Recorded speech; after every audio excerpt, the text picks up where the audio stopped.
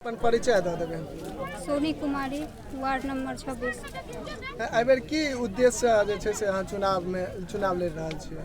उद्देश्य इएह छै जे रोड सौंसे नहि कोनो ठीक छै, नाला नहि बनल छै, कोनो काज भेबे नहि केलै हैं 10 सालमे।